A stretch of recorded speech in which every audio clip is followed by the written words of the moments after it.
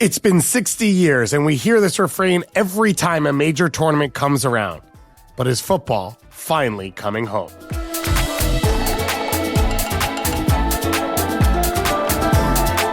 Welcome to Kickback Soccer Media's World Cup Capsules, where you'll learn everything you need to know about all 48 of the national teams competing at the 2026 World Cup, from the history of the game, the nation's current World Cup trajectory, unsung heroes, and cultural moments. I'm David Goss, and today we're talking about the Three Lions.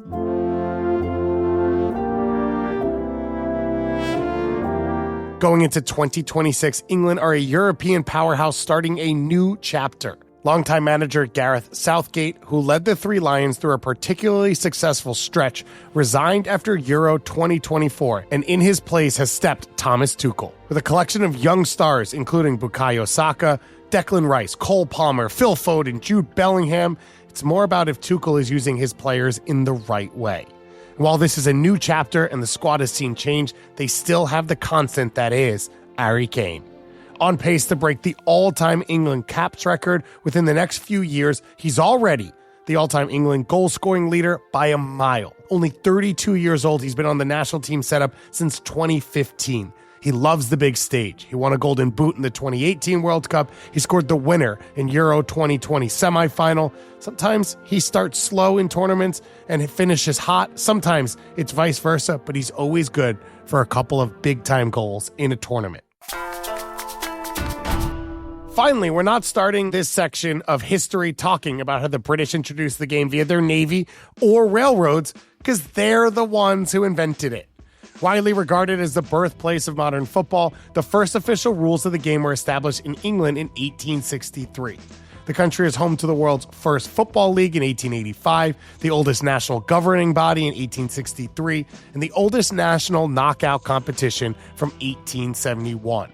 The world's first football club, Sheffield FC, and the oldest professional club, Notts County, were both founded in England. The influence of the British Empire helped spread the game across the globe, shaping the development of the modern laws. England expanded from 12 clubs in one league in 1885 to 88 clubs in 3 divisions and 4 leagues by the 1923-24 season.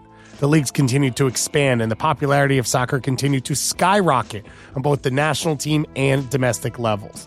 English clubs became a staple in European competitions, and the domestic league continued to be one of the strongest in the world. There's been a dark side to some of that development. The rise of football hooliganism marred the game throughout the 1970s and 80s, which contributed to a decline in match attendance. Other factors in falling attendances were the dismal economic conditions and rising unemployment, which plagued the British economy for most of the 70s and into the 80s, and many clubs in the north of England particularly were hit hard in this economic downturn. In May 1985, Liverpool fans' hooliganism combined with poor policing and infrastructure led to the deaths of 39 Juventus fans before the European Cup final in the Heysel Stadium disaster. The sequel to the tragedy was a ban on English clubs in European competitions, which was not lifted for 5 years. Due to the ban, many English star players transferred to continental clubs. England's aging and poorly built stadiums were responsible for 2 disasters, at Bradford in May 1985, just before the Heysel tragedy, and in Hillsborough in April 1989, resulting in the deaths of 56 and 97 people respectively. While these tragedies and the stigma of hooliganism was a stain on the game, by the early 90s, English football was more powerful than ever. In the 1991-92 season, following 2 years of widespread speculation about the leading clubs of English football forming a breakaway league from the Football League, the 22 clubs competing in the first division resigned en masse from the Football League, forming a new top-level competition, the FA Premier League. Overseen by the FA, largely to capitalize upon their status as the biggest and most wealthy clubs in the country and negotiate more profitable television rights. The new league debuted for the 1992-93 season. The increase in TV money allowed top English teams to break transfer records regularly in the 90s, a practice that's still ongoing today. The PL continued to grow in the 2000s and 2010s and is currently the most valuable and lucrative league in the world, and no one is close. The PL's success historically hasn't translated, though, to the national team, which is the joint oldest in the world along with Scotland. You got to play someone in the first game.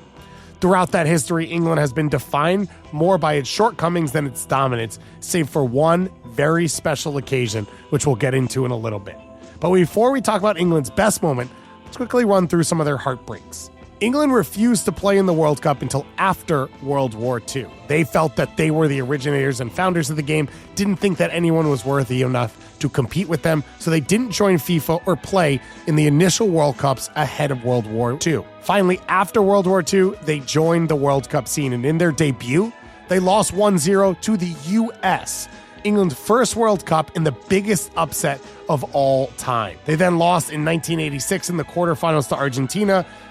I think you may have heard of it. Diego Maradona had a goal called the Hand of God and a goal called the Goal of the Century. They both happened 4-minute span, the second of which Diego Maradona dribbled past 4 English defenders and the keeper in a 60-yard run that took 10 seconds and eliminated England. They proceeded to lose in the semifinals of the 1990 World Cup via a shootout. Shootouts can be a bit of a crapshoot. I think if you run the numbers, it's closer to flipping a coin.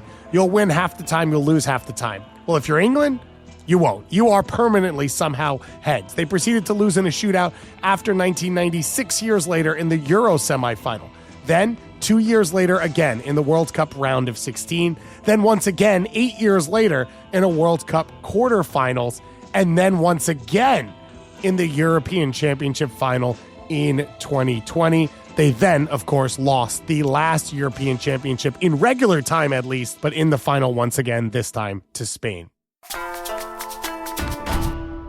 But you might be feeling bad for the Three Lions, but they are still just one of 8 countries that have ever hoisted the Men's World Cup. England hosted the 1966 World Cup. This was the first tournament to be held in a country that was affected directly by World War II, as the 4 previous tournaments were either held in countries outside of the war theater or in neutral countries. England topped their group, drawing Uruguay 0-0, beating Mexico and France 2-0. In the quarterfinal, England beat Argentina 1-0 with a Geoff Hurst goal. In the semi, England knocked off Portugal in the great Eusebio with the Bobby Charlton brace that led them to the final. London's Wembley Stadium was the venue for the 1966 World Cup final, and 98,000 people attended, and about 2.5 million say that they were in the building. After 12 minutes and 32 seconds, Helmut Haller put West Germany ahead. But the score was leveled by who else? Geoff Hurst 4 minutes later. Martin Peters put England in the lead in the 78th minute, and England looked set to claim the title when the referee awarded a free kick to West Germany with 1 minute left to play. The ball was launched goalward, and Wolfgang Weber scored to equalize. With it level at 2-2 at the end of 90 minutes, the game went to extra time. In the 98th minute, Hurst found himself on the score sheet again. His shot hit the crossbar, bounced out onto the goal line, and was awarded a goal. Debate still rages over whether that ball crossed the line, with the goal becoming a part of World Cup lore. England's final goal was scored by Hurst again as a celebratory pitch invasion began. This made Geoff Hurst the first player to have scored 3 times in a single World Cup final. Head coach Alf Ramsey, stars Geoff Hurst, Bobby Charlton, and the rest of the 1966 team became legends in English and world soccer history. England have long built a reputation of having great superstars, but being unable to finish the mission with a win in a tournament. A lot of that blame has gone on Southgate. Whilst the FA were willing to extend his contract further, Southgate announced his resignation as England manager on the 16th of July 2024, saying that it was, quote, time for change and for a new chapter. Now, I fully agree with this. I think a national team manager struggles to maintain a group for too long. But I would like to point this out. A lot of blame for not finishing and winning tournaments over the last 10 years has gone to Gareth Southgate. England lost in the semifinals of the 2018 World Cup. They only went to the quarterfinals of the 2022 World Cup. They then proceeded to lose in the final, the 2020 and the 2024 European Championship. Could not get over the line and secure the trophy. That is, though, 2 finals and 3 semifinal appearances across 4 tournaments. England, before Gareth Southgate took over, in its entire history, had only made it to 1 major championship final. That was the 1966 World Cup, and combined between the Euros and the World Cup had made 4 semifinal appearances. So in 10 years, Gareth Southgate accomplished almost as much, if not more, than the entire history of England before that at the international level. But I digress. In October of 2024, Thomas Tuchel was appointed as manager, becoming the third foreign coach to take the job. Under Tuchel, England became the first European nation to secure qualification for the 2026 World Cup after winning their first 6 qualification matches. They went on to win the remaining 2 games and finish at the top of their group. They did not concede a single goal and scored 22 during the 8 matches. Tuchel emphasizes tactical flexibility and attacking intent, often using a 4-3-3 or 4-2-3-1 setup that can adapt to different opponents. He employs high pressing, encourages attacking fullbacks, and can play in transition as well as exploiting space. He also encourages positional fluidity, particularly among the attacking players, to create unpredictable threats. One of the factors to watch for in Thomas Tuchel's team, though, is he believes that of a potential 3 starters in the attacking roles as what you would consider a creative number 10 that could fall on the shoulders of a Morgan Rogers, Jude Bellingham, or Phil Foden, he only wants one of them in the team. It is a factor to watch out for as Thomas Tuchel prepares his squad. This English squad is full of superstars, maybe not as many as previous ones, but England's/Tuchel system seems to be working and thriving. While maybe not as deep as France or Argentina, this squad is still amongst one of the best in the world. Players including Declan Rice, Jude Bellingham, Phil Foden, Bukayo Saka, Harry Kane. England have a number of players who are the stars of their clubs, but haven't always maybe been as big a factor for the national team. Guys like Reece James, Ebreki Eze, and Mark Guéhi. Harry Kane's the top goal scorer for England with 78 goals. With Kane firing for England and Bayern Munich, he'll be the starting striker for England at the World Cup and possibly even beyond still at the age of 32. When you talk about up-and-coming players for England, it's hard to imagine that Bukayo Saka is only 24 and Jude Bellingham is only 22. But since these two have already had their breakouts, we'll highlight 23-year-old Nottingham Forest central midfielder Elliot Anderson. Anderson started at Newcastle in the summer of 2024. Anderson joined Nottingham Forest for a reported fee of £35 million. He's been a very important player for the Tricky Trees since his signing, helping them finish 7th and qualify for Europa League in his first season. He received a national team call-up for the September window, playing in all 6 of England's games since starting 5 of them. He seems to have hit a new level with the national team under Tuchel's coaching. He is already being rumored to be the next $100 million player, being linked with some of the biggest names. He's a box-to-box midfielder but can occupy different roles within a midfield thanks to his high work rate and technical ability. He's a good passer of the ball. He's able to be a difference maker on both sides of the ball with his dribbling and passing ability and his ability to carry it forward. With a club in pretty much every corner of the country, England is probably the most soccer-obsessed country in the world. The clubs are ingrained in the history of their towns or side of town. Almost every person in England has some connection to soccer, especially when it comes to the national team.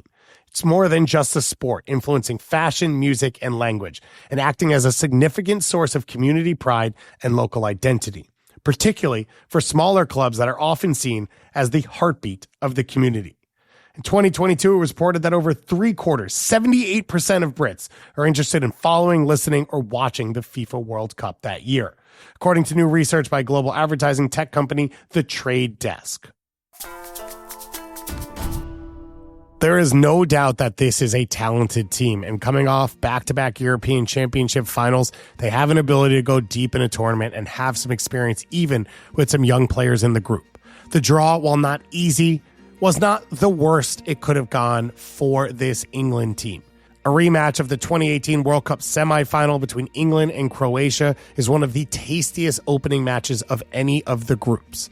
You also, for England, have at least one game inside. If they're able to do the business and win the group, they would play at least 2 indoor games in what is going to be a hot and humid North American summer tournament. They would, though, if they're able to win their group and continue on, play a round of 16 game potentially against Mexico in Mexico City. It would be one of the premier matches of the tournament, but it also would be a tough run for this England team. It feels like a group that's going to be primed for a deep run, but probably still a half step behind the Frances and Argentinas and Spains of the world as they enter this tournament. We love to leave you with a fun fact here. I'm going to give you two. The first one is one that comes out of what was a cringe experience draw at the FIFA World Cup in Washington, D.C., in which the joke, is it soccer or is it football, was made about 112 times and landed 0. The name soccer comes from the word Football Association, which was the name of the game that was invented back in 1863 in England. It was, for the most part, played originally at boarding schools across England. As the game developed, it developed in parallel to another football sport known as rugby football.